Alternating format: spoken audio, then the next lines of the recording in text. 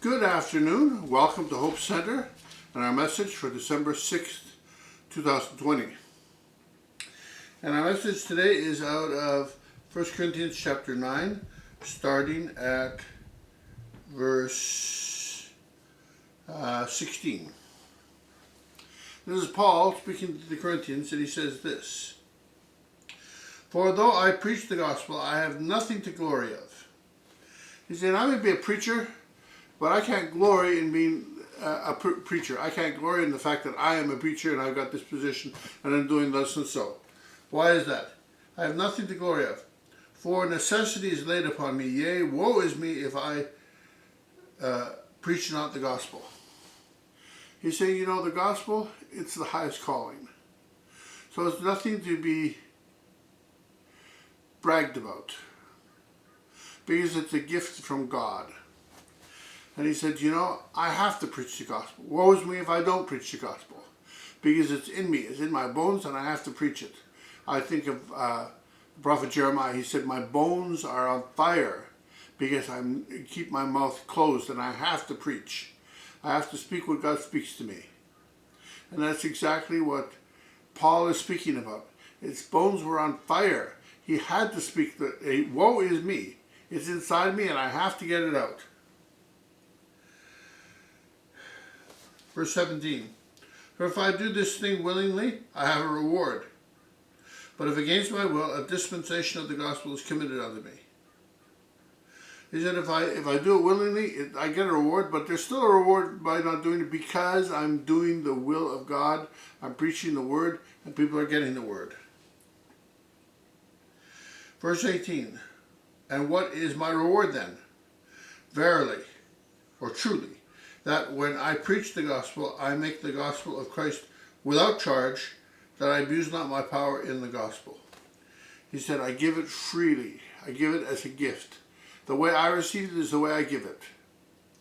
God didn't charge him for it, and he's not charging anybody for it.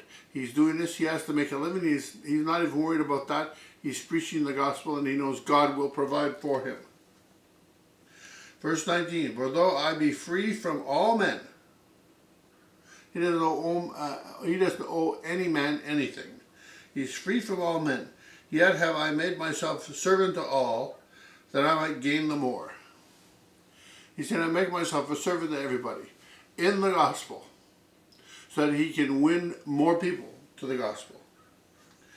Verse 20, and unto the Jews I became as a Jew. It's funny, he was born and raised a Jew, he was a Pharisee, and now he's a Christian. And he says to the Jews, and he knows the ways of the Jews. That's why he says, to the Jews I became as a Jew, that I might gain the Jews. To them that are under the law, as under the law, that I might gain them that are under the law. Why is he doing this? It's real simple. He wants people to identify with him. When they identify with him, it's easier to believe what he has to say. It's easier to receive him, even without what he says. It's like, okay, he's one of us. We can hear what he has to say. Verse 21, to them that are without the law, as without the law, be not without the law to God, but under the law to Christ. He's not under the law. He's not under the law as they are under the law. He's under the law to Christ, which means the anointed one. That I might gain them that are without the law. So he's whatever the people are, he comes to them in the same way, so that they can receive him, so that they can listen to what he has to say. Verse 22, to the weak became I as weak, that I might gain the weak. I am made all things to all men, that I might by all means save some. I love the way he phrases that. I am made all things to all men, that I might by all means save some. Of course, he doesn't mean that he saves some, but through his work, he saves some. That is, God working through him saves some people. He knows he's not going to get them all. And we can't expect to get them all. Jesus didn't get them all. Jesus didn't expect to get them all. He came for his own, that he knew would accept him. Verse 23, and this I do for the gospel's sake, that I might be partaker thereof with you. He says, I'm doing this for the gospel's sake, so that you and I might both enjoy it. So that both you and I might both enjoy it, not just in this world, but in the next world. He wants everybody to have salvation, because eternity is a long time. And he wants all of us to be with Jesus Christ and not in the lake of fire. So our life is very short. Compared to eternity, it's nothing. Jesus said, a day is like 1,000 years, and 1,000 years like a day. And we don't live 1,000 years. It's hard to even make it to 100. And yet, God is there forever and ever and ever.